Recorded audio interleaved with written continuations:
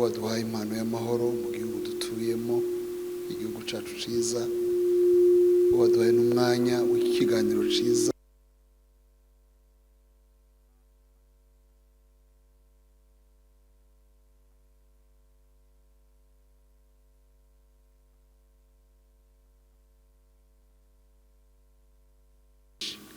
tugushimiye yuko uyobora gahunda yose kuko wabigambiriye.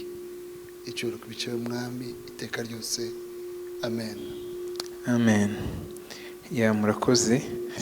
Ngira ngo twaza gutangira wenda dushimira abanyamakuru babonetse, abanyamakuru barimo abaturutse ku Isimbi, abaturutse kuri Flash, abaturutse kuri Isibo,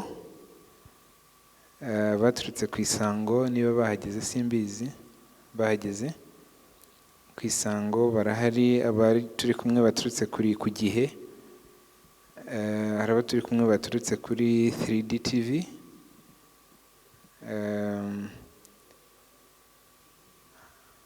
hari n'abandi baturutse kuri Himbaza. Mwese n'abandi ntashoboye guhita ko mvuga, ariko mwageze hano mwiyumvemo ikaze. Tubashimira ndetse n'uruhare rwanyu mu kwamamaza ibikorwa bigiye bitandukanye. Tugiye kuganira rero n'umushumba Prof Fidèle Masengo, wanditse ibitabo 2. Sibyo byonyine yanditse ibindi bitabo byinshi, birimo Intimacy with God, birimo Marriage of Your Dream, ariko noneho by'umwihariko muri kino gikorwa twiteguye kizaba ku itariki 14 hazaba hari kuronshinga ibitabo 2 icyarimwe. Ubundi ntibikunze kubaho ko umuntu aronshinga ibitabo 2 icyarimwe. Tukabanza kumuha umwanya akatubwira mbese iyerekwa ry'ibi bitabo ryaje gute, kuki mwifuje ko byaronshingwa ari 2 icyarimwe. Murakoze. Ngira ngo banza kwibwira abantu bamurikiye kugira ngo bamenye uwundi we. Nitwa Fidèle Masengo, nk'abandi umushumba mukuru w'itorero rya Foursquare Gospel Church, ariko mu buryo bwihariye nanone nkaba ndi umushumba mukuru w'iyi paruwase twita City Light iri hano Kimironko. Ubundi ndi umwanditsi w'ibitabo, maze imyaka myinshi nandika ibitabo. Hari ibyo nandika mu mategeko. Amategeko ni nk'uko mubizi niyo field nizemo, background yanjye ndi umunyamategeko. Nanditsemo ibitabo bijyanye n'amategeko nigisha, cyane cyane ay'ubucuruzi, ndetse n'amartikle menshi mu bijyanye n'amategeko y'ubutaka. Ariko noneho muri uyu mwanya cyane cyane mu byo turimo tuvugaho, nanditse ibitabo byinshi mu bijyanye n'iyobokamana. Ibitabo biza gute? Icya kabiri, kubera iki byandikwa? Ubundi buryo biza umwanditsi w'ibitabo, icya mbere kiza ni inspiration. Ntubyuka mu gitondo ngo wandike, ntubyuka mu gitondo ngo wiyumvemo ko ugomba kwandika, kubera ko kwandika ni ibintu bisaba ko ubigirira umutwaro, ukaba ufite n'icyo ugiye gusharinga cyangwa amakuru ugiye gutanga. Nk'umushumba hari teme zimwe na zimwe mpura nazo cyane, nkumva hajemo umutwaro wo kuzandikaho. Kimwe mu bitabo nanditse kizasohoka kuri iriya tariki ni igitabo cyitwa ngo The Grace of God, cyangwa ubuntu bw'Imana. Icyo gitabo cyaje kubera yuko haza hari inyigisho zijyanye n'ubuntu zibwigisha mu buryo butuzuye cyangwa mu buryo butari bwo, biterwa n'ababivuga. So nkomeza kumva hari umutwaro mfiteho kugira ngo ashobore gukontributinga cyangwa ngira uruhare mu gutanga inyigisho nzima yafasha amatorero, yafasha abashumba, yafasha abakristo muri rusange, yafasha n'abantu bose bashaka kumenya ubuntu nk'uko Bibiri busobanura, ariko cyane cyane haba harimo na inspiration. Umuntu agenda yumva umwuka wera kuganiriza, akwereka ibyo ugomba kuvuga n'uburyo ugomba kubivugamo. Urwo ni ku ruhande. Ku rundi ruhande hari igitabo nise Beyond Boundaries, hirya y'imbago zawe. Nacyo ni igitabo cyaje kubera ko iyo mpura n'abantu, yunganira n'abantu, mbona abantu benshi bafite imbago zibaziritse. hari aho batarenga kubera uko bavutse, kubera uko bakuze, kubera amateka banyuzemo. Hanyuma hakaba hari intwaro yitwa kwizera. Nasanze ari bumwe mu buryo nabwira abantu kwizera, ariko kubakura mu mbago bisanzemo, kubagura, kubaha ibitekerezo byagutse. Ubwo rero izo teme zombi zaziye rimwe, ziza mu gihe kimwe, ntangira kuzitekerezaho, kuzimeditaho, gukora manuscript. Igihe kigeze rero ibyo bitabo byombi ndabyandika, bikaba bigiye kujya ahagaragara rimwe. Numva ari ayo makuru navuga mu ntangiriro. Urakoze cyane. Imana ishimwe yuko yereko yabahaye mutarigize ritoya, mwarigize rigari ku buryo rizagera no ku binyejana bindi biri imbere. Wenda twatangira tuvuga gatoya kuri Grace of God. Ese iki gitabo mukurikije wenda uko mwacyanditse, mubona mwaracyandikiye abakristo bamaze igihe barakire Kristo nk'umwami n'umukiza, cyangwa mwaba mwaracyandikiye abantu batari bakizwa? Kuko dufite kategori navuga ngo ni ebyiri. Hari abantu tuvuga ko batari bakira Kristo nk'umwami n'umukiza, tukaba dufite n'abandi bamaze kumwakira. Sinzi niba wenda iki gitabo gifite specific audience cya addressing. Igitabo hejuru y'ubuntu cyangwa Grace of God ni igitabo icya mbere kireba ibyiciro byose, icya kabiri cy'ibihe byose. Bisobanure, kireba ibyiciro byose kubera yuko irembo ry'ubuntu niryo rembo ry'agakiza, irembo ry'intama mu gitabo cya Nehemiya. Ariko nanone nk'uko Yesu yabivuze ngo ni njye rembo, umuntu niyinjira muri njyewe azabona ubugingo.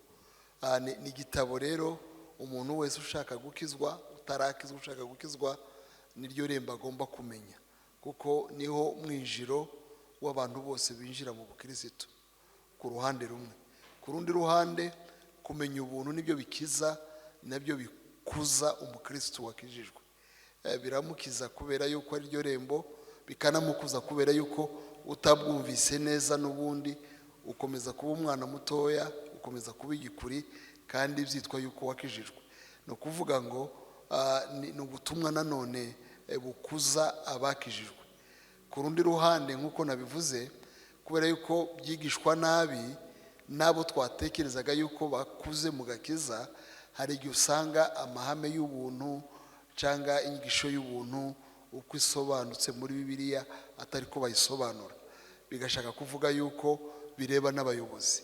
Narivuze ngo birareba abatarakizwa, bikareba abatangizi bakijijwe vuba, bikareba abamaze iminsi mu gakiza, bikareba n'abigisha abandi iby'agakiza. So ni igitabo kireba ibyiciro byose, kikaba n'igitabo cy'ibihe byose, kubera ko ubundi ubuntu nyine nk'uko nabivuze niko gakiza. Kristo niwe buntu. Urumva rero Kristo iyo tumwigisha ntabwo ari uw'igihembwe, ntabwo ari uw'umwaka, ntabwo ari ishuri umuntu yiga ngo arangize, ni ubuzima bwose. Murakoze. Mwarimu uvuze muti ni igitabo cy'abantu bose kandi kirimo amahame ashobora kureba ku bantu bose. Uko igitabo cyanditse hari aho mwagiye musobanura, muvugaho ibintu byinshi, ariko wenda kugira ngo dusogongeze abantu ho gatoya, mushobora kudusobanuriraho gatoya itandukaniro riri hagati ya grace to serve na grace to save.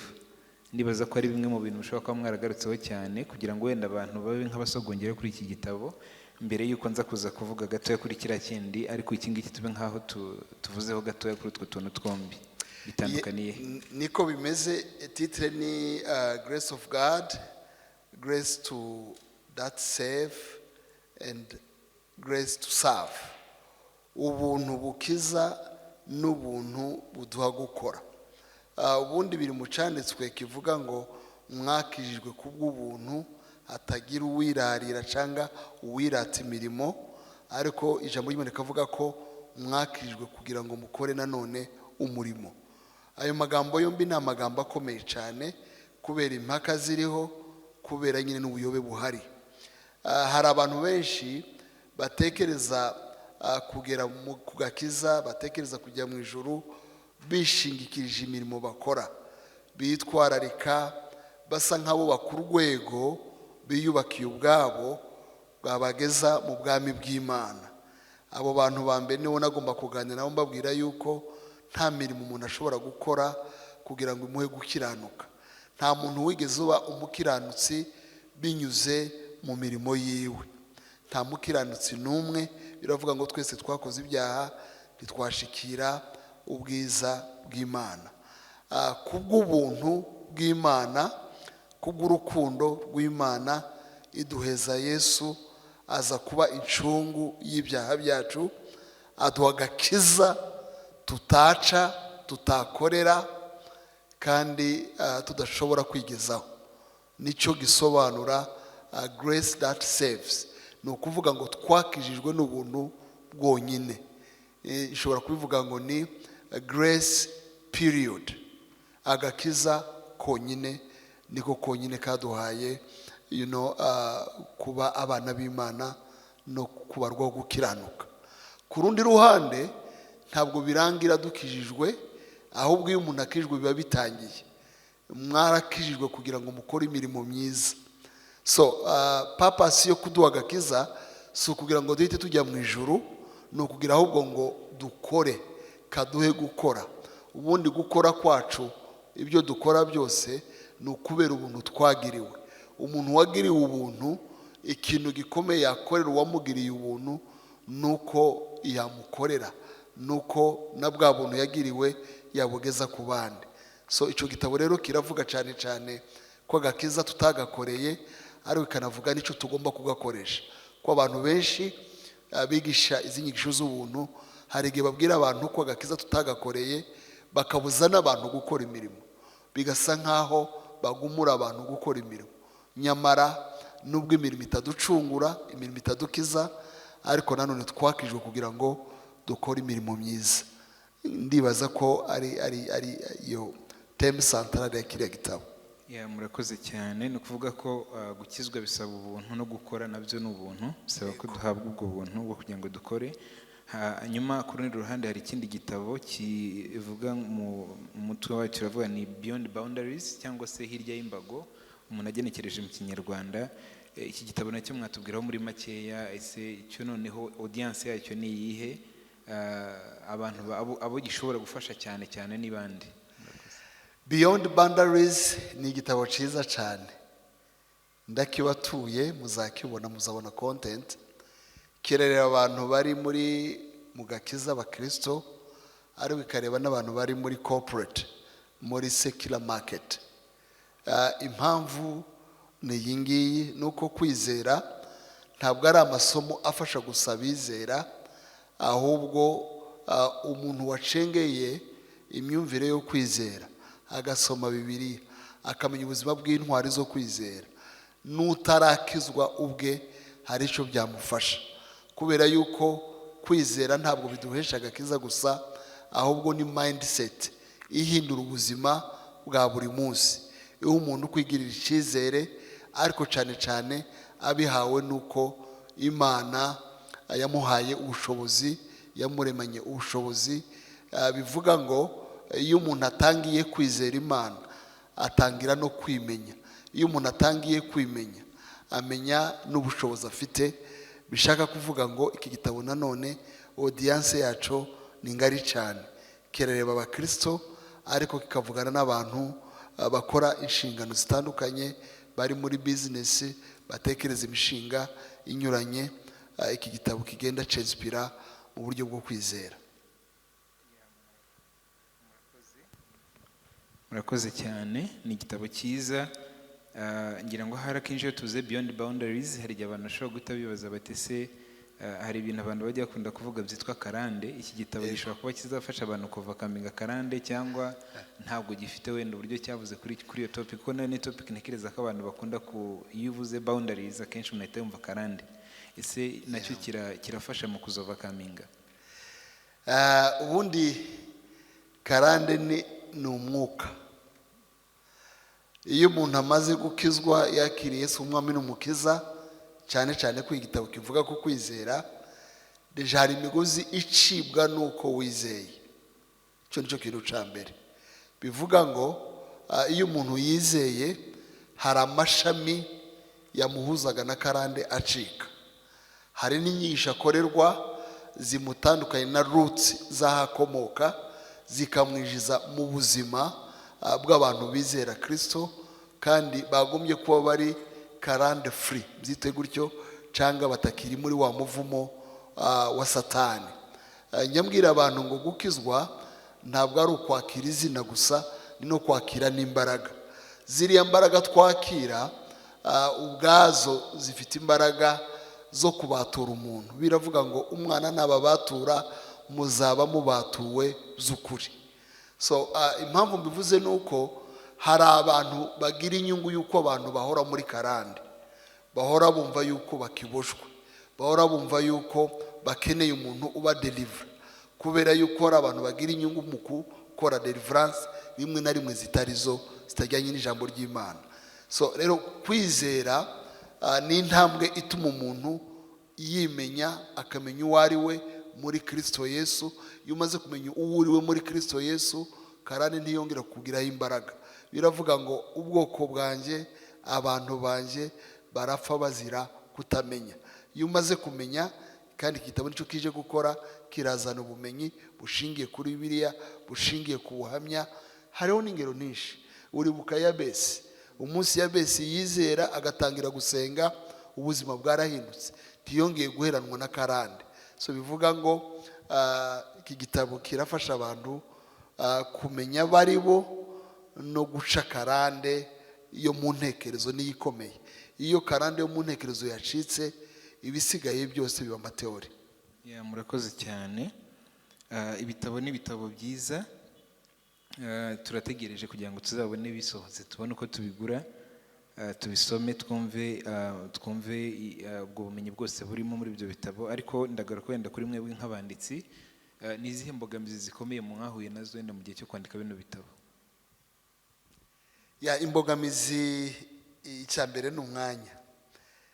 Ndi umuntu ufite ibintu byinshi nkora, hari igihe inspiration iza mu mwanya ubwawe udashobora no guhumeka ngo wandike ikintu. Akenshi iyo inspiration ije muri ubwo buryo, iyo utabyanditse hari ibigenda, kugira ngo uzongere wibuke iby'Imana yakuganirizaga, ibyo wumvaga biza byongera gusaba undi mwanya utuje, kandi hakaba n'igihe bitaza nk'uko byari byaje. Icyo nicyo kintu cya mbere. Icya kabiri ni uko akenshi iyo twandika mu rurimi rumwe, kandi publike yacu ikeneye ibitabo biri mu Kinyarwanda. Niba hari ikintu kigoye ni ukwandika mu Kinyarwanda, kandi twandika mu Cyongereza. Iyo wanditse mu Cyongereza rero, imbogamizi ikomeye ni uko ibitabo bitarajya mu Kinyarwanda kandi mbyifuza. Hari igihe mbiheza abantu ngo babisobanure, bikaza bifite content itandukanye nuko numva bigomba kuba bimeze. So niyo mbogamizi ya kabiri.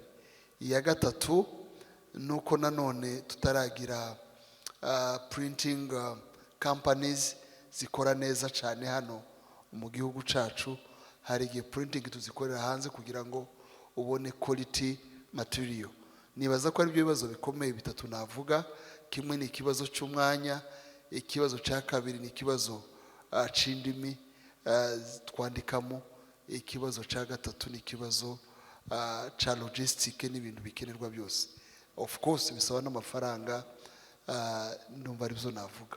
Murakoze cyane. Mbere yuko nza gukomeza, reka nakire abanyamakuru turi kumwe nabo bashobora kuba bafite ibibazo bifuza kubaza. Niba umuntu ari ku buhanga bw'ibyuma ari hafi yatuzanira mikrofone, hanyuma nabo bashobore kubaza ibibazo bitandukanye bafite. Ariko mu gihe bakiri kubashakira mikrofone, umuntu yakibaza ngo mu gihe wenda cyo kwandika birumvikana muhura n'imbogamizi nyinshi, biragoye, ariko nihe motivation, ni iki gikomeza kubapushinga gukomeza kwandika? Ko birumvikana mufite umwanya munini, mwakabaye muwushyira no mu bindi bintu bifite n'inyungu nyinshi cyane, wenda twavuga mu buryo buri direct, ariko nihe motivation ikomeza kubapushinga mukavuga muti nubwo bigoye, wenda n'umwanya utagoye utoroshye kuwubona, ndakomeza ngushake byanze bikunze kugira ngo nandike ino inspiration? Motivation ikomeye ni imwe, nuko ubwenge bwose burarahurwa, ubwenge bwose bujya mu bitabo. Urebye ikinyejana cyacu ni ikinyejana gikeneye ubumenyi, ni ikinyejana kigomba kwiga. Ariko urebye uko bimeze cyane cyane mu gihugu cyacu no muri Afurika muri rusange, abantu basoma ibitabo ni bakeya, ntituzabatoza gusoma tutandika. Deja abanditsi ni bakeya n'abasoma ni bakeya. Bumwe mu buryo umuntu yagira uruhare rwiwe kugira ngo ahindure ibyo bintu bitari byiza ni uko waba mu bandika kandi ugashishikariza n'abantu gusoma. Icyo ni icya mbere. Icya kabiri, buriya inspiration iza kubera impamvu. Umuntu yandika kubera yuko hari ikibazo kiriho ashaka gukemura. Ibyo bibazo rero ntibituma dutuza, nubwo umwanya ari mutoya ureba icyo ugiye gutanga ukamenya ko gikenewe. Nkivuga ku buntu, hari abantu benshi, abasore benshi barimo bakora ibintu mu izina ry'ubuntu bitari byiza, bibi cyane, kandi bitwa yuko ari abakristo. Ni ngombwa rero yuko twandika tubakebura. Hakaba n'abandi noneho batazi amakuru y'ubuntu, barimo bubaka inzego, bashaka kujya mu ijuru bibungenga, cyangwa bubaka urwego bazanyuraho bashobora kwitwararika ku mategeko, bumva yuko babigeraho. Abo nabo nanone umutwaro uravuga ngo bazabimenye gutari ntawe ubabwiye. Bivuga ngo kwandika buriya ni uburyo bw'ivugabutumwa, ariko ni n'uburyo bwo kugira ngo ibyo navuga bishobora kumvwa n'abantu benshi mu rusengero, ariko ibyo umuntu yumvise byose ntabigumana, ariko ibintu byanditse birahaguma. Impamvu ya gatatu ni uko iyo nanditse igitabo mu Cyongereza ntikigarukira mu Rwanda, ntikigarukira mu bakristo ba City Light Foursquare Church, kiragenda kikagera na kure. Hari ibigurwa mu bihugu by'Abarabu, hari ibigurwa mu mahanga, hari ibigurwa Amazon byinshi, wabiturakinga ugasanga bizagiye ahantu njyewe ntashobora kujya kuvuga ubutumwa. Murakoze. Reka noneho abanyamakuru mbahe umwanya. Yego. Murakoze. Nitwa Daniel Rema, nkorera Isibo TV. Ndashaka kubaza, nkoresha ijambo pasiteri aranyemerera? Nta kibazo. Pasiteri Bishop, ndashaka kubaza, tariki 17 Nyakanga ni 14 nabwo nari ngiteranyije n'ukwezi 14. Ibi bitabo bizamurikwa mu buhe buryo? Ni uburyo bw'amateraniro, tuzifashisha uburyo bw'amateraniro, tuzifashisha uburyo bw'igitaramo, tuzifashisha ubuhe buryo ubitekereza? Hari timu ibitegura, ndababwira ibitekerezo byatanzwe n'umurongo babihaye. Ntabwo bizaba mu buryo bw'amateraniro. Of course ibintu bizabera mu rusengero, bivugwa ibitabo bya Gikristo byanditswe n'umushumba, ntiwavuga yuko bizakorwa nk'abantu babikoreye ku gasozi. Byumvikane yuko hazaba iminota mikeya y'abaririmbyi bazentroduza n'isengesho, ariko dufite abantu basomye biriya bitabo, ndaza kuba babwira niba ngombwa bazagira icyo babivugaho, hanyuma abantu bashobora kuba babaza ibibazo, hanyuma habe sesiyo yo kubisinya, kubagenda babigura babijyana. So murumva yuko ni umuhango wo kumurika ibitabo, ntabwo ari amateraniro. So abantu bose baratumiwe, ntabwo ari amateraniro rwose, ntabwo ari ibintu bya Foursquare, ni bigari ku buryo n'abadasenga n'abandi bose bazaba bitabiriye.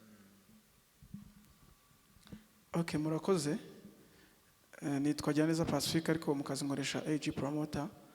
Ikibazo nari mfite ni mu buryo mugomba gutranslating ibyo bitabo. Urumva na ubusobanuro mwatanze mu rurimi rw'icyongereza bigira mu kinyarwanda byahinduye ikindi gisobanuro bitandukanye, kandi abantu bakunda cyangwa abantu babazi ko muri usanzwe uri umwanditsi, kandi nabo bashaka kumva icyo bashatse kwandika.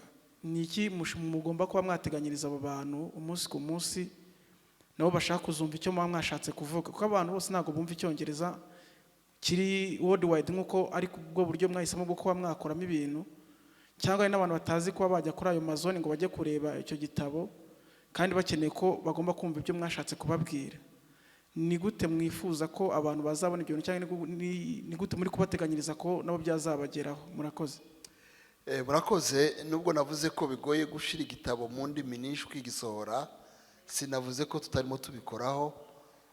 Ndaguha nk'urugero, igitabo cya mbere nanditse muri 2015 cyitwa Intimacy with God, kiri no mu Kinyarwanda, ubusabane bwawe n'Imana.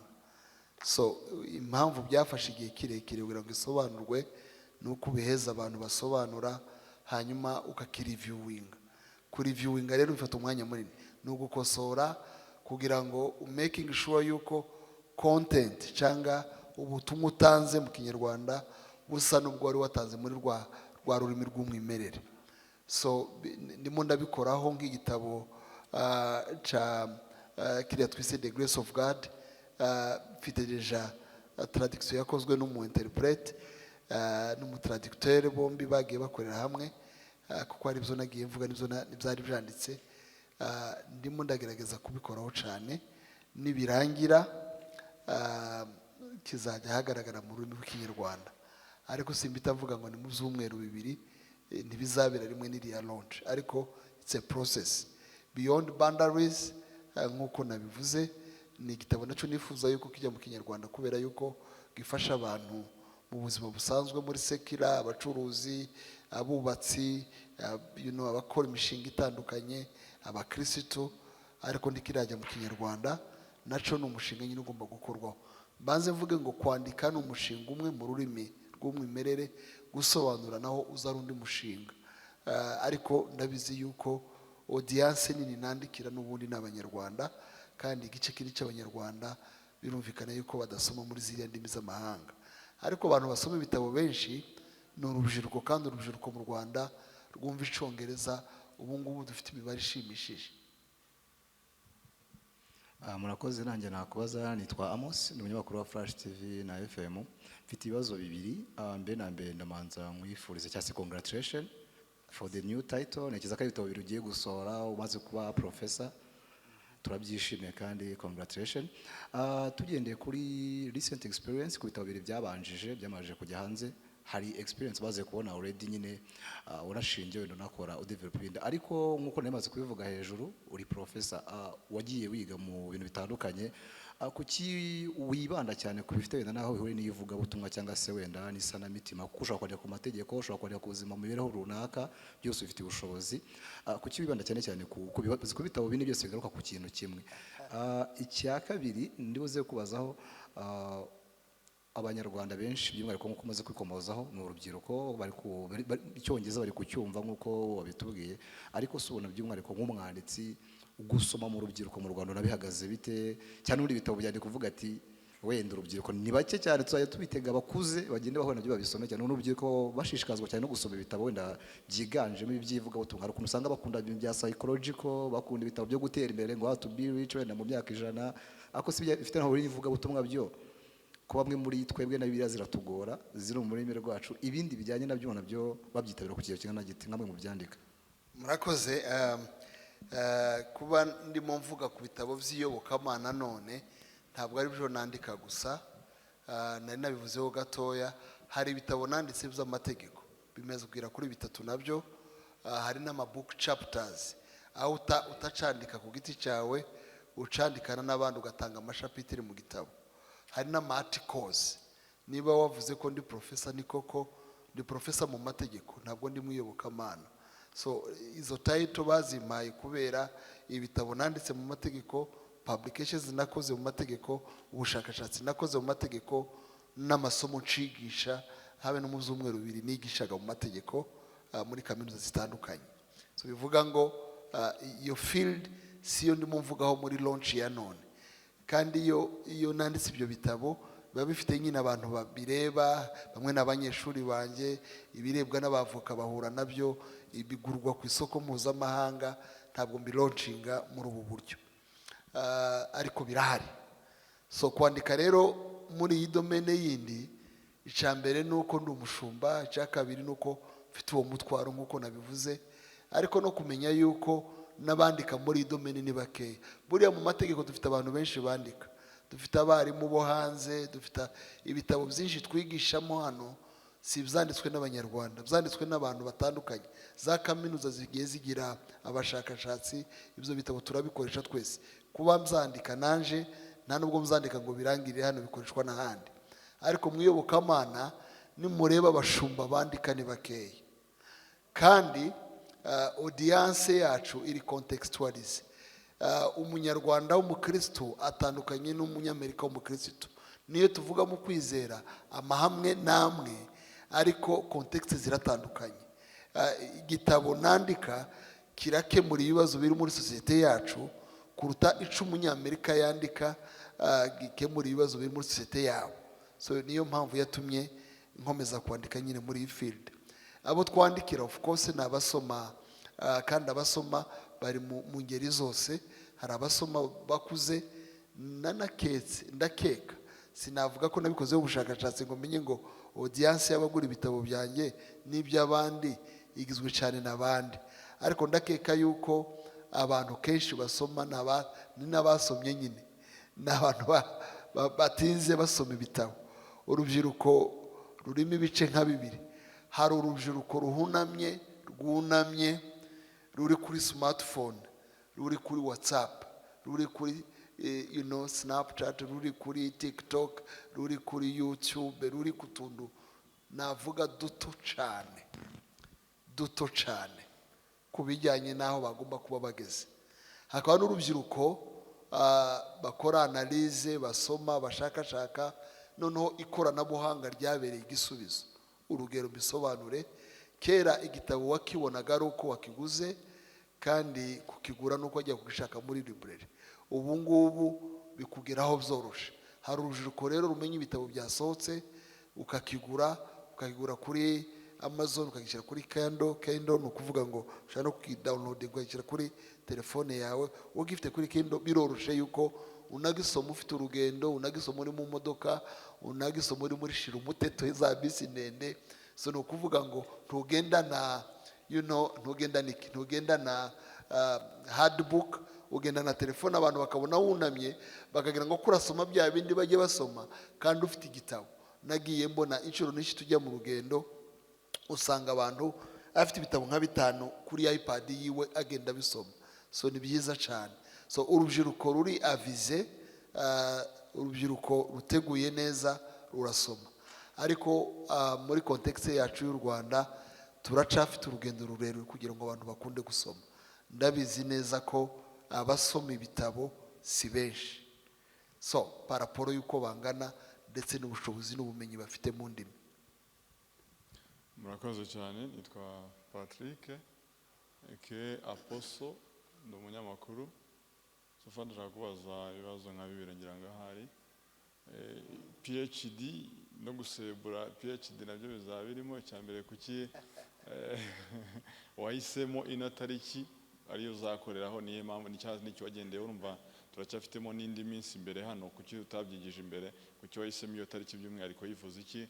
Hanyuma Breast of God, Beyond the Boundaries, niyo migisha yose sofa ni inspiration wakuye kuri life story yawe. Urumva harimo PhD niyo breast, nanone bihuriye hehe ibitabo wanditse n'ubuzima bwawe? Hanyuma igiciro ku cyafodinga biroroshye, uyu muntu wibereye hano hafi ariko udafite ubushobozi bwinshi araza kubona igitabo cyawe byoroshye, atari buze kujya online, iri hard copy. Thank you. Urakoze. PhD ntabwo ngiselebra none, nta nubwo ari ya vuba. Maze imyaka 12 nararangije doctora. Nayirangije ku itariki 10 ukwezi kwa 2 2010. Itariki 10 ukwezi kwa 2 2010 nibwo narangije doctora mu Bubiligi. Uva isi imyaka 12 irarenga. Professora cyangwa kuba professor nabyo bimaze amezi nkane bibaye cyangwa 3 arenga. Nabyo si ibintu byo guselebra, ni ibitabo ugenda wandika n'ama papers bakaguha iyo grade, ntawo biselebra. Ni continuation y'ubuzima bwo kwigisha no bushakashatsi. So ntabwo ngiye guselebra, ntabirimo rwose. So iriya tariki 14 nayihisemo shingiye ku mwanya wanjye. Urabona nkunze kugira ingendo nyinshi, mfite n'ibyo nkora. Ku cyumweru nabonaga ariwo munsi waba mwiza, biba ngombwa yuko rero nshaka mu byumweru mbona mfite umwanya zaba ndi mu gihugu, abari bwo mitamiri ya tariki. Ariko ntaho bihuriye n'ikindi cyarico cyose, nta na kimwe nashatse kubihuza naco. Nuko byahuranye nuko bitabo birangiye. The Grace of God yasohotse mu kwezi kwa 3 yari ready deja, nubwo hari utuntu nagomba gukoraho neza tukarangira. Beyond Boundaries cyarangiye neza mu ntangiriro z'ukwezi kwa gatandatu. So urumva nagomba gufata umwanya wo kugira ngo bibe printed, bizave mu mahanga, bize bingereho, nibimara kungeraho mfata umunsi nyine wo kubilauncinga. Ariko icyo nashaka kuvuga ni uko ntawe bihuriye n'iriya tariki, nta kindi bihura. Hanyuma biriya bitabo ntibivuga ubuzima bwanjye, kuko ubuzima bwanjye ntabwo bwuzura ibitabo, kuko sifite ubuzima budasanzwe burenze ubw'abandi bose. Of course iyo uvuga beyond boundaries ufitemo ubuhamya kuri chapitre ugiye kuvuga. Ngwe nk'urugero muri beyond boundaries hari nk'akagisere uvuga ngo stopping what stops you, guhagarika ibiguhagarika. Sinzi niba mubyumva, guhagarika ibiguhagarika. Niba hari ibintu byashatse kumpagarika mu buzima, nabonaga ari imbogamizi, nabonaga ntabirenga, nabonaga ari imbago zanshiriweho, niki nakoresheje kugira ngo ibyo bintu bihangare birenge? Niba mfitemo ubuhamya bwanjye ku giti cyanjye, bushiramo. Iyo nashizemo ubwanjye, hari abantu muri Bibiliya bafite ubuhamya busa n'ubwo, bushiramo. Iyo ndafite umuntu wo muri Bibiliya, hari igihe nshobora kuba narasomye amakuru y'undi muntu nawe wari ufite ikibazo nk'icyo akakirenga. Bivuga ngo harimo amakuru yo muri Bibiliya, harimo amakuru y'ubuzima busanzwe, harimo experience personnelle, ariko harimo n'ibyo nagiye soma biva mu buzima bw'abandi bantu n'ibyo banditse. So nashatse kuvuga ngo ubuhamya bwanjye aho buri ngombwa burimo.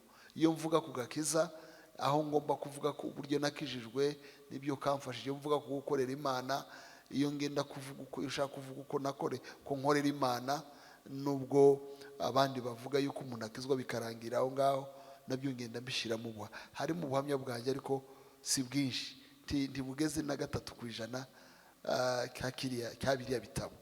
Ariko aho biri ngombwa niho nabushiragamo, aho bitari ngombwa hari ubwo abanyarwanda benshi nzi, hari ubwo abantu nzi, kandi buri anonyme. Iyo ari ubuhamya bw'undi muntu simvuga ngo ni runaka, bushiramo mu buryo buri anonyme, ku buryo ubusoma ashobora no kubwibonamo kandi wenda atariwe. Okay, murakoze. Amazina yanjye nanjye nitwa Rukundo Suleiman. Hari icyo ntasubije? Ibiciro The Grace of God tuyigurisha 15,000. Iri ku isoko deja kuri Amazon kuri migurwa. Beyond Boundaries nayo ntibizaba bitandukanye cyane, hiyongereyeho menshi, sinibaza ko azaba ari menshi. So ariko kubera yuko ari komite nanone ihaye ipanga na marketing no kubicuruza, niyo ndekera umwanya yo kuzagira iki bikoraho, ariko ntibiri kure yaho. So 15,000 ku gitabo, bivuge rero mu magambo asanzwe, ugiye muri resitora iyo ari yo yose hano muri uyu mujye mu maresitora meza, ni amafaranga urira rimwe. Niba ari amafaranga urira rimwe, igitabo ubutunzi burimo bundi buri kintu cyose cyiza kigira ikiguzi. Kandi mubirebye uburyo turimo tubicuruza, ntitubicuruza nk'abantu bashakamo inyungu, turabicuruza nk'abantu bagaruza gusa kose twashizeho. Hari icyo ntavuze? Fata mikrofone. Yakubajije no kubijyanye na hard copy, yavuze ngo abantu batazi gucuruza Amazon n'izo platform. Hard copy zizaba ziri hano. Uriya munsi hano hazaba hari ibitabo byinshi, hari n'ibyo tuzashyira abantu ahabegereye. Twagiye tuvugana n'amatorero amwe, hari biri kuri CLA deja, hari ibyo tuzashyira za Zion, n'ibyo tuzashyira za New Life, hari biri hano muri za Marine. Tugenda tubishyira ahantu hatandukanye, aho bacuruza ibitabo hose bazabisangaho. So no kugira ngo buri muntu wese nazagura igitabo ari uko yaje hano. Abazaza hano of course bazayibona byoroshe, ariko utazaburi hano tuzababwira uburyo naho bashobora kubibonera. Biri hard of course, kuri Amazon ho ni makeya. Grace of God kuri Amazon ni $7. $7 ni nk'ibihumbi 9 aho ngaho cyangwa 800. Kubera iki Amazon? Kubera yuko iyo ukiguze kuri Amazon baguheza soft. Iyo usabye ko baguprintingira, kubera nanone aho biba printed kure biterwa naho uri. niba ugisaba uri muri Amerika ariho kiba printed usanga abaye makeya paraporo ya hano, ariko akenshi Amazon biba bihendutse gatoya paraporo ya printed copy. nanjye nitwa Rukundo Suleiman nkorera Isimbi. naho njye nashaka kubaza nkuko wabivuze yuko ibi bitabo nyine kwandika igitabo ntabwo ari umushinga woroshye, ni imishinga y'iba iremereye bya hatari. Urumva noneho wowe wanditse ibitabo 2, urumva nyine wari ufite akazi kikubye 2. noneho ndimo ndibaza nkuko wari uri kuvuga ati wari ufite umwanya mukeya, wabashije kubimanaginga gute kugira ngo bize gukunda? Ese byagusabye igihe kingana gute kugira ngo imishinga y'ibitabo 2 byose ubashe kuba wayikora irangire neza uvuge ati byose birarangiye? Biterwa na buri gitabo. Igitabo ca Grace of God nabanje guhura naco cyane mu nyigisho nateguraga cyane mu gihe cya corona. Nakoraga inyigisho nkemera yuko abantu bagenda bazi ibibazo kubera iriya teme y'ubuntu yakoreshwaga nabi. Uko nateguraga inyigisho ndende nkazitegura, ngasoma, ngashakashaka, nkandika, noneho abantu bakagenda bazi ibibazo, nkamenya ibibazo bibaza, nkamenya uburyo mbisubiza, byanyoroheye guhuza ibyo bintu bikaza kuvamo igitabo. Byo byantwaye, birumvikana yuko ni kuva muri 2020 muri corona kugeza ejo bundi mu kwezi kwa 3 bitwara iminsi. Iki cya Beyond Boundaries nacanditse vuba ko cyari mu buhamya bwinshi, cyaje mu inspiration yihuta. Hari ukuntu buri gitondo numvaga Imana inganiriza, naryama nkabyumva, nanyura mu muhanda nahora n'umuntu nkumva hari ukuntu namufasha mu bitekerezo. Caje vuba kabisa, cyo nacanditse mu gihe kitarenga nk'ibyumweru 8. So ariko ni ciza cyane. So bivuga ngo hari ikintu kiza ari inspiration progressive, hakaba n'ikindi kiza ushobora kuba wafata ikaramu ntuhagarika utarasoza, nubwo nyine hazagamo interruption, akazamo gufata umwanya gusubira mu byo wanditse no kubihuza ibyo wanditse. Hari gukora chapitre wakora ya 2 ugasanga hari ukuntu zigomba kuzuzanya, ariko icya 2 cyaranyoroheye cyane. Bijyana nanone n'akamenyero. Urumva iyo wandika igitabo cya mbere kiriya nise Intimacy with God, ko cyari cya mbere ngiye kwandika mu iyobokamana, cyantwaye imyaka 4. Ibi ngibi rero biroroshe cyane kuko nakamenyero. Ni nka kwa kundi recordinga video, ni nka kwa kundi ukoresha interview. Ubwa mbere ugitangira byaragutinzaga, ubu ngubu ukozaho ukamenya n'imirongo y'ingenzi. Nanjye niko bimeze kwandika ubiranyorohera kuruta uko byari bimeze mu myaka yashize. Murakoze. Nabaje ku kibazo cy'ibitekerezo mwagize mu bijyanye no kubimurika ku mugaragaro ibitabo, nubwo nari nagisubijwe ariko ndongeraho kandi kamwe. Uri umushumba uyoboye inama nyinshi, bitewe n'imibare yanjye nkavuga nti ko mbireba ni benshi. Bakomeje ku kintu cyo gusa no gutandukira n'amahame shingiro y'ubukristo. Mu mboni zawe nk'umushumba, ariko ku rundi ruhande w'umwanditsi, nyabanditsi mbafata nk'abahanga mu bijyanye no kwitegereza no gushishoza, ubona ari iki kiri gutumiza intama muyoboye? Turahari, turi mu rusengero, ariko imyitwarire ikaba itandukanye n'amahame shingiro y'ibyo twizera. Wagishoje? Yego. Ibintu nka 3. Icya mbere, impamvu zituma abantu bava mu byo bemera ntabwo zitangiye none, zatangiye kera, kandi uwazitangije ntaharajya, ni Satani, aracariho. Uwagerageje Adamu na Eva akabakura mu mahame Yesu Imana yari yababwiye, iby'Imana yababujije agatuma babikora, ntaho yagiye, kandi afite n'iraribonye abitinzemo. Iyo niyo mpamvu ya mbere. Impamvu ya 2, abantu noneho ni nayo ikomeye cyane, hari inyungu zabo bwite.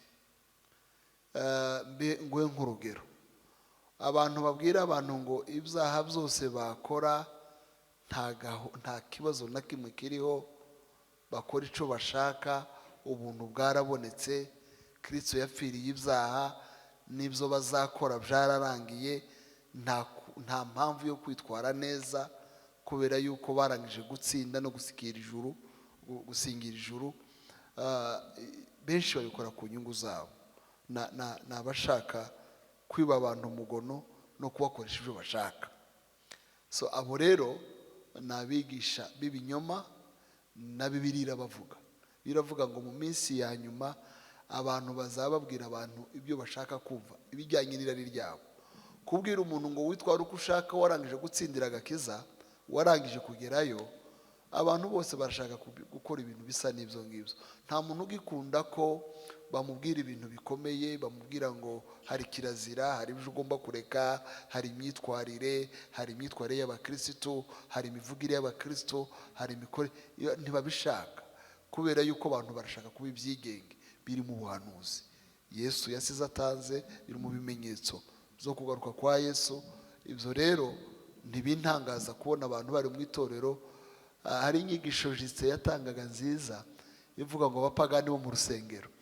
So sinzi niba mbita nanje abapagani, ariko ndashaka kuvuga ngo ibyigenge byo mu gakiza bishaka gukora uko bashaka. Nyamara iyo umuntu akijijwe ntiyongera kwigenga. Paul avuga ngo ntimukiri abanyu ngo mwigenge. Umwuka adisipurine umukristo, umwuka ategura umugeni, ariko abigometse ku mwuka ni benshi. So ngashaka kuvuga ngo izi nyigisho niyo mpamvu zije n'ibi bitabo, no kugira ngo dukebura abantu, tubasubize mu mahame. Ku bijyanye n'ibitekerezo mwagize by'imyiteguro y'uburyo muzamurika ibi bitabo byombi ku mugaragaro, tuzasirimba, ibitekerezo byabaye ibihe? Ndashaka kubinyinjizemo numva imyiteguro uburyo tariki 14 Nyakanga. Mbabwiye ngo muri Foursquare muzaza mureke gusirimba, naba mbijeje ibintu bidashoboka. Ariko nari nababwiye setup y'uko bimeze. Tuzatangira Joyous Melody n'abaririmbyi ba hano batuyobora mu ndirimbo umwanya mutoya, bigera hano MC Master wa ceremony, ubundi twavugaye na Apotre Mignone, yakira abantu, yakira abapanelist. Amapanelist turi kumwe na Honorable Ambassadeur Charles Murigande wanasomye kiriya gitabo kimwe. Turi kumwe na Dr. Canon Rutayisire, muramuzi nawe wasomye kiriya kindi, bazaba babivugaho. Hanyuma abantu bambaza ibibazo, nyuma yaho hazaba nk'agataramo. Ndakeka yuko imigeri itazabura, igisirimba kitazabura, ndabikeka. Ariko si ntibifite aho bizahungabanya igikorwa cyo kumurika. Ariko niba tuzaratangira saa 9 tukagisoza saa 12, urabona alarme izaviramo ahora. Alarme ntizaviramo aho, n'abari abandi muzi bose basirimba. Hano hazaba cyane bizaba ari ku itariki 14, hazaba ari ku cyumweru nimugoroba, buzabuca tujya mu matora y'umukuru w'igihugu. So abantu bazaba basa nkaho barelaxinze, abakandida babo babamaje, amasengesho twayakoze twarangije, dutegereje gutaha ibindi birori byo ku iyo tariki. Abantu baza, igisirima ntikizabura, ndabateguje. Murakoze. Ikiro gisa nk'icyaryoshye, rero mvu turi kwiyongeza tukajya tukabaza impamvu. Hari icyo rukomojeho nyine ku munsi nyirizina wo kumurikaho ibitabo, ubisobanuye mu buryo bwumvikana kandi bwiza.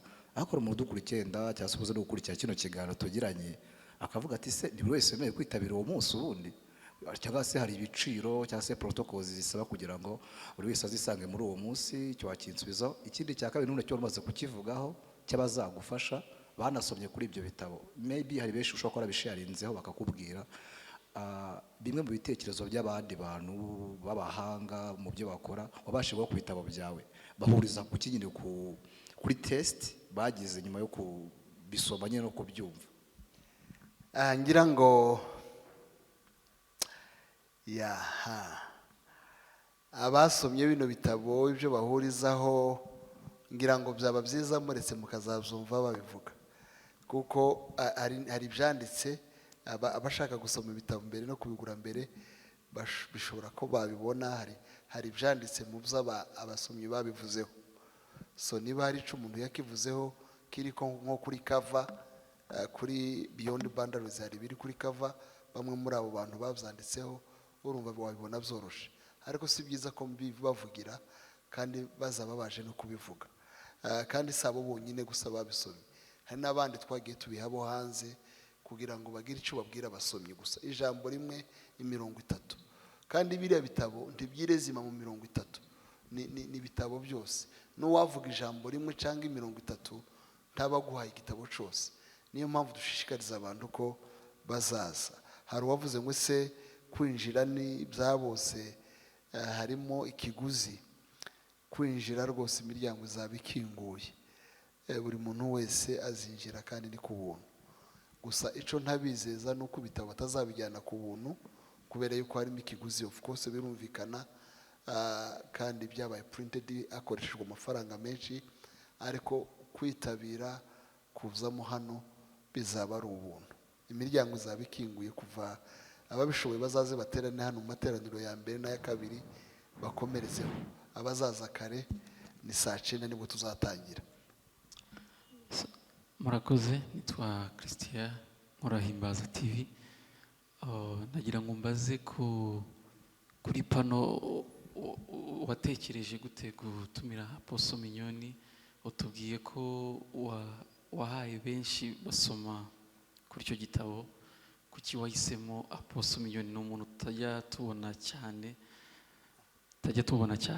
Utubwire impamvu wahisemo iyo pano ya Rutayisire, nicyo kibazo. Mignone ntimujya mubona? Dukunze kumubona cyane mu macaci. Okay. Niba atajya aboneka mu macaci, hano hajya haboneka ibyo ari byo byose. Kandi impamvu nk'eshatu, nuko icya mbere ari mu bagore b'abashumba kandi basoma ibitabo, bashigikira n'abanditsi. So urumva rero umuntu ni umushumba, ibitabo byanditswe n'umushumba. Kuba hari umushumba ugomba kuyobora iriya pano birumvikana. Icya kabiri, ashigikira abanditsi, azi neza icyo bivuga ku banditsi.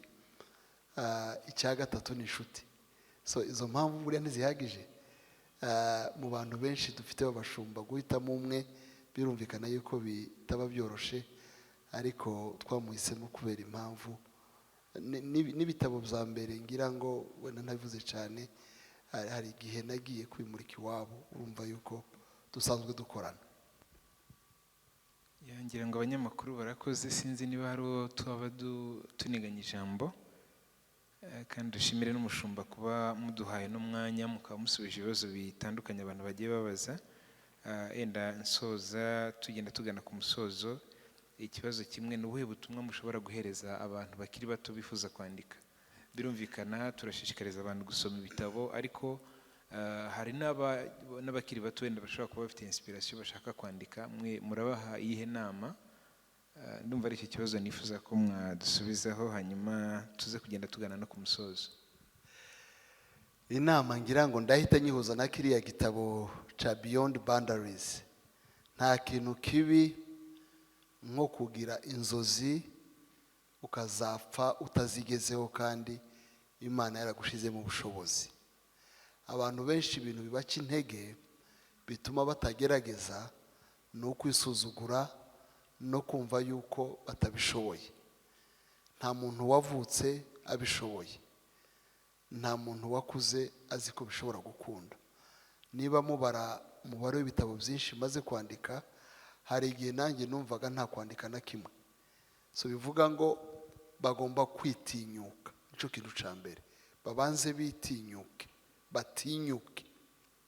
Icya kabiri, bimenye muri bo harimo ubushobozi.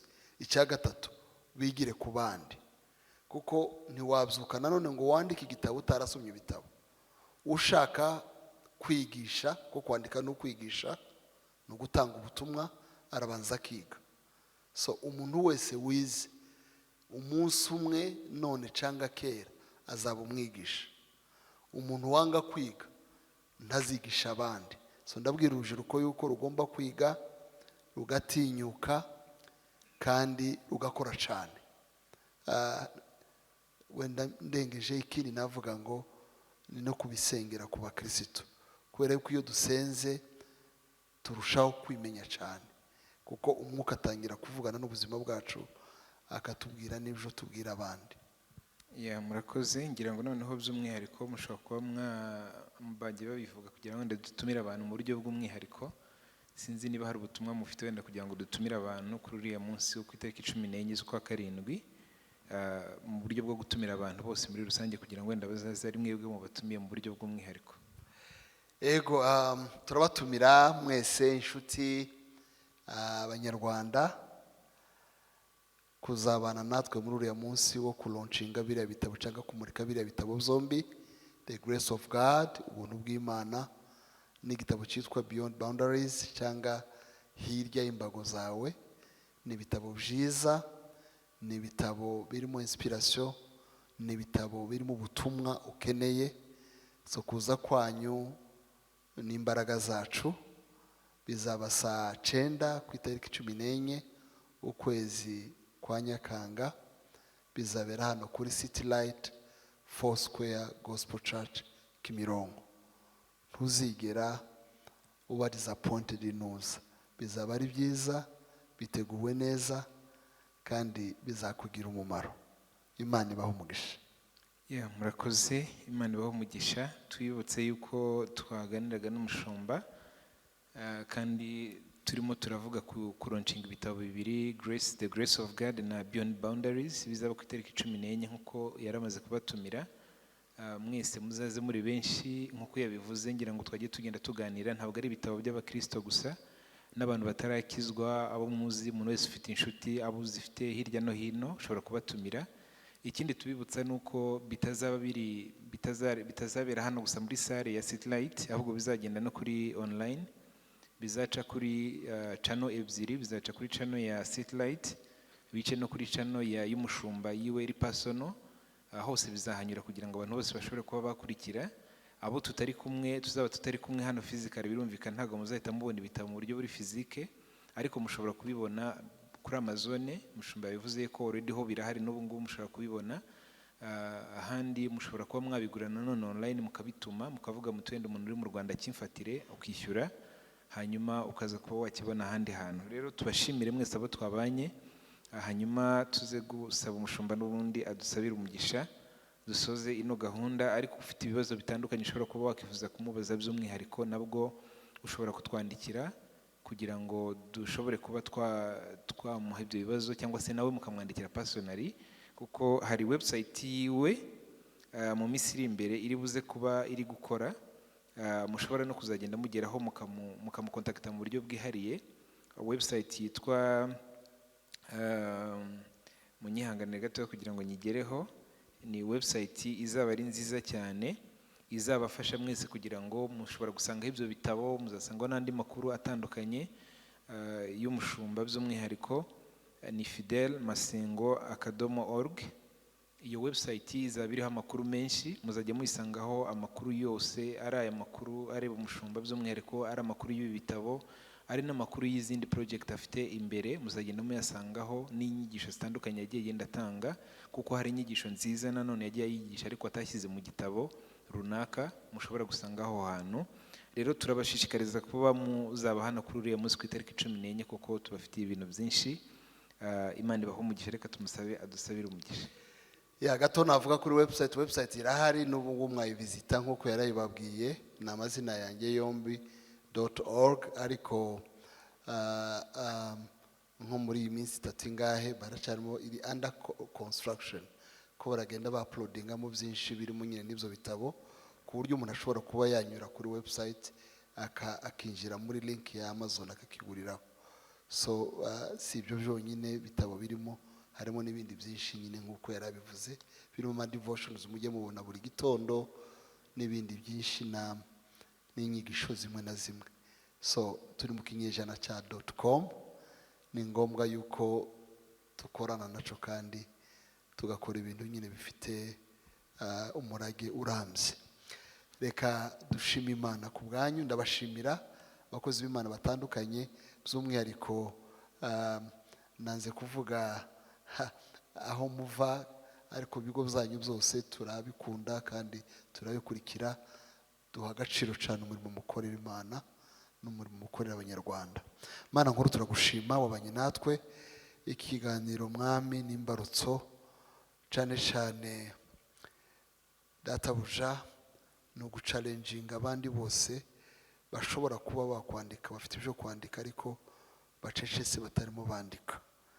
Niyo mpamvu twashatse kubwira abantu yuko niba tugerageza bigakunda nabo bishoboka yuko babikora. Reka mwami wanjye umuntu wese watekerezaga kwandika, ufite ibyo avuga, n'abatangiye bahagaritse imishinga kubera kumva iki kiganiro cyacu, batinyuke nabo bandike. Dukeneye ko abantu benshi bandika, dukeneye kumva amakuru n'ubumenyi nihishurirwa ugenda uheza abantu mu gihe cyacu, kugira ngo abana bacu abo mu gihe cyacu n'abazaza nyuma yacu babone ubutunzi bukomeye washize mu wiki gihe. Tugushimiye yuko mwami watuyoboye muri iki kiganiro, abagikurikira nyuma binyuze mu buryo butandukanye bw'ikoranabuhanga, ubahe kubyumva cyane. Uriya munsi aba ari uzahesha icubahiro, ntabwo ari twebwe, icyubahiro cyose kugarukire. Tugushimiye yuko byose ubiduhera ubuntu, icyubahiro ni icyawe none iteka ryose, amen. Murakoze, Imana ibahe umugisha.